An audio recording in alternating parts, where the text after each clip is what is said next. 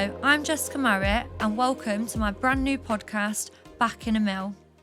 This project has been something I've wanted to do for such a long time now, and I'm so excited to announce that it is finally here.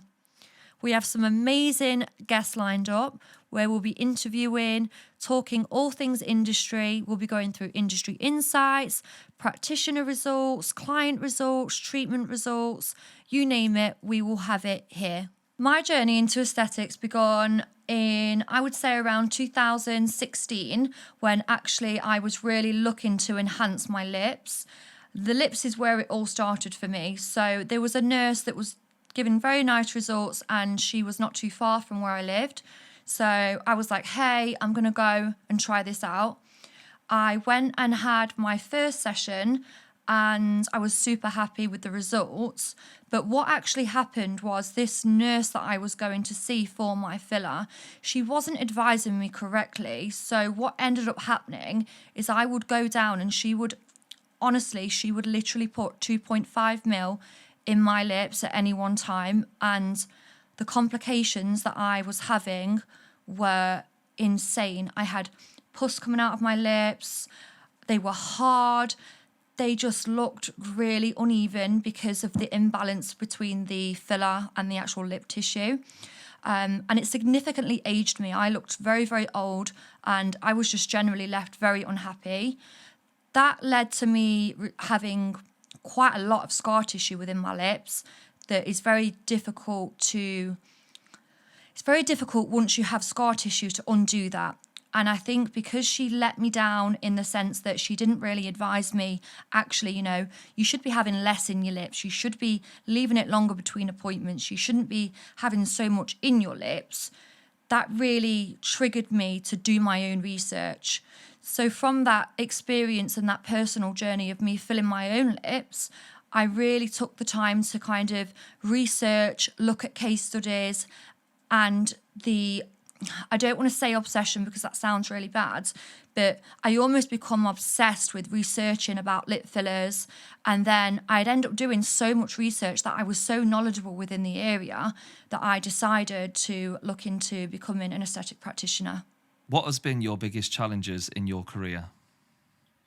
I would say that the biggest challenges in my career have always been kind of confidence-based. So the first biggest challenge that I still struggle with, not as much, but I definitely do still struggle with, is imposter syndrome. So for those of you that might not know what imposter syndrome is, it's basically I feel like I'm almost an imposter within my own life, which can sound crazy if you don't know what that feels like. But I think because I had so many accomplishments that I wanted to achieve that, I'll be honest, I never knew that if I would or not. When I achieve those goals, I'm always very surprised. It's like I'm literally an imposter within my own life, and that can be quite challenging. And it also presents itself in triggers. So, for example, if I'm just doing a normal week in clinic and I'm injecting, I've got to a point where the imposter syndrome with that is pretty quiet. But if I'm doing something new and I am being faced with a new challenge, my imposter syndrome will definitely get worse. And I will notice that it will get worse because I feel like this underlying feeling of, do I deserve this? Is this even me? So I think with that has always been a challenge of mine, but something that has improved and something that I'm definitely working on. And I am aware that because I've actually done quite a bit of research into imposter syndrome, and this is not just me, this is quite common within anyone that is making an achievement that they didn't perhaps believe that they would be able to do, or it's not necessarily come that easy to them. My second biggest challenge is definitely managing my work-life balance. I find this very, very difficult because I'm so busy during the day and I have so many things that I want to launch and I'm very ambitious in the things that I would like to achieve. Sometimes that can have very negative effects on my home life because I'm trying to achieve these things and these goals that I've set, but then I'm very bad at once it becomes 5 o'clock, I just need to switch off, stop what I'm doing. And I do find that quite difficult just to say, okay, I'm at home now, I am going to relax. I think that this is something that everyone struggles with, especially when they start something new. So I always notice, again, trigger points, a bit like with my imposter syndrome. It triggers depending on what I'm doing. So if I'm launching new projects and I'm on tight deadlines, my managing will be quite bad in relation to time. And I'm sure if you are already within this industry watching this podcast, that you can relate to me on that subject. What would be your advice for gaining support as an aesthetic practitioner? My advice for anyone that's already operating within the aesthetics industry is definitely to take advantage of your prescribers. Prescribers are there to help us, and in my opinion, and from past experience, they're always more than happy to help you. So to point out the obvious, the prescriber is obviously there to help you with anything that you need a prescription for, anything that's dispensed from the pharmacy. However, they are also there to provide a little bit of extra guidance and support for you within your journeys, within your careers. And you may feel a bit nervous about asking them an additional question, but actually, if you have a nice prescriber, 9 times out of 10, they're so happy to help. And it's so important that you feel like you have this relationship with your prescriber as well.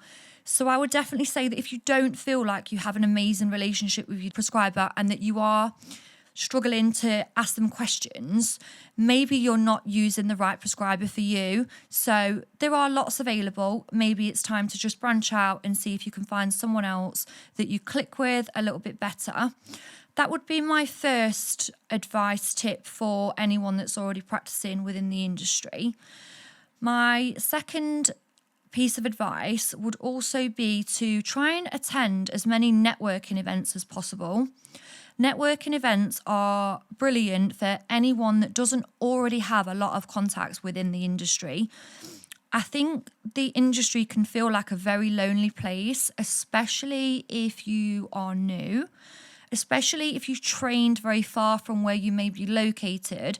As we have the academy here, we notice that learners do tend to kind of go off in their own directions, and it's hard and difficult to keep contact. So always try and have local contacts within your area as well. But the networking events are honestly fabulous. There's always network events going on, usually in London. So just get your name on the list for those and never be scared to go to a networking event by yourself. You'll be very surprised when you get there how many other practitioners are also on their own. And you can get chatting, you can swap numbers, and it's just a nice day and a nice vibe. And you'll always leave a little bit more educated than when you arrived. So what is your biggest achievement so far? My biggest achievement so far within my aesthetic journey, I would say definitely achieving my level 7 qualification. Achieving the level 7 qualification does take its time. However, it is so worth it. The level 7 qualification is the highest level that you can reach within aesthetics. The qualification is accredited. So I was very proud of myself when I qualified for that. And I was actually one of the first in the country to achieve that, which was really, really very nice. My second biggest achievement, I would say, is definitely opening my clinic internationally within Spain. That definitely came with its challenges, and there were days where I didn't know whether I would be able to achieve that. And I think throughout that journey, it was very much a case of I had to keep going. I couldn't let anything stop me. And just to give you a little bit of an overview of when I actually first did open that branch, I was in Spain and I was actually living there at the time. And I did not speak a single word of Spanish. I was always on Duolingo. It was so funny. I didn't know any Spanish at all. So that was a little bit of a hurdle for me that I had to kind of jump over in order to move forward with that project. It did take me a fair bit of time to open Spain, and I'm so proud to now say that we open the doors in Spain to over 2,500 clients a year, a phenomenal amount of clients. So I'm very, very proud of that achievement and for opening in Spain the way that I did. I would definitely say for anyone that is looking to achieve anything similar, whether you are looking to operate from the UK or whether you are thinking, okay, I would love to be able to do this abroad, if I could just give you a bit of advice on that, I would say definitely set yourself some goals that are realistic just to be able to achieve that, as I had to set myself small goals rather than big goals in the beginning, just so that my end goal was actually achievable. So by saying that, don't overwhelm yourself, because I think the minute we overwhelm ourselves with too much to do at once, that's where we can stumble and make it actually a lot more difficult for ourselves. So just set really nice short little goals about the steps that you need to take to get to where you need to be within whatever that goal is. The second biggest achievement that I've made within my career, I would also say, is opening my academy branch of the business. Opening an academy was always a huge aspiration of mine and something that I wanted to do for a long time. However, when I launched the academy, I was very mindful of not launching it a particular way. And I think because I had travelled so far when I was training myself, I travelled all over the world. I went to Russia several occasions. And one thing that I picked up from training in so many different places was that if the teaching style was not right, I wouldn't overly respond as positively as I perhaps could have if the teaching style was a little bit more relaxed. So I definitely wanted to open an academy with this in mind. I definitely wanted to launch the academy with a really nice, relaxed teaching environment. We have really lovely staff here, and that was super important to me to kind of learn from what I felt like other academies had done wrong and make those amends within my own practice. And our academy is now so successful. We get some lovely, lovely girls come through the doors, and we always get repeat students, which is absolutely amazing. I couldn't wish for anything more. And we've actually gone on to train some very successful practitioners. So a huge achievement of mine, and I'm very, very proud of that also. Another achievement of mine I can't fail to mention is definitely the awards that I've won. I never expect to win any award, and whenever I go to the ceremony, I'm always so surprised if I do win. I think it's nice to be recognised for the things that we work hard at, and I think the awards have a really nice way of helping us recognise and celebrate that achievement. So the awards have been a really amazing part of my aesthetic journey. The awards actually have taken a little bit of a turn this year. So in 2024, I am no longer an entrant and I am a judge within those awards. So super excited to be a judge at the International Aesthetic Awards this year. And I have a very, very nice category, which is International Clinic of the Year 2024. We will be announcing the winners at the ceremony in April. So I can't wait to also see you all there. So what tips would you give for future practitioners? Anyone who is looking to either get into the industry or you are already a practitioner, I think my number one top tip would be to believe in yourself. It sounds very, very cliche, but it has a lot more meaning than just believe in yourself to me, because it really does resonate. If you do believe in yourself and you don't put yourself down and you don't put down the ideas that you have, you will achieve your goals. I think it's very, very important that you don't compare yourself with anyone else or what anyone else is doing. And this is something that I am very, very careful with. So I'm lucky because I have a different team that will kind of manage social media platforms for me. So I have fairly minimal exposure to that intensity of seeing what everyone else is doing. And I do think that that helps me personally, because I don't get caught up too much in what everyone else is doing. I very much focus on my own goals and my own end results, really, for what I want to achieve. So if you are a practitioner, try not to get too caught up in looking on socials, comparing yourself because you have 20 likes and someone else has 50 likes. It really doesn't matter. As long as you are doing what you set out to do that day and you are achieving the goals that you want to achieve, I would say it's not a race. We can get there in our own time, and everyone starts somewhere. I started myself with no followers, no business, and I built it all up slowly.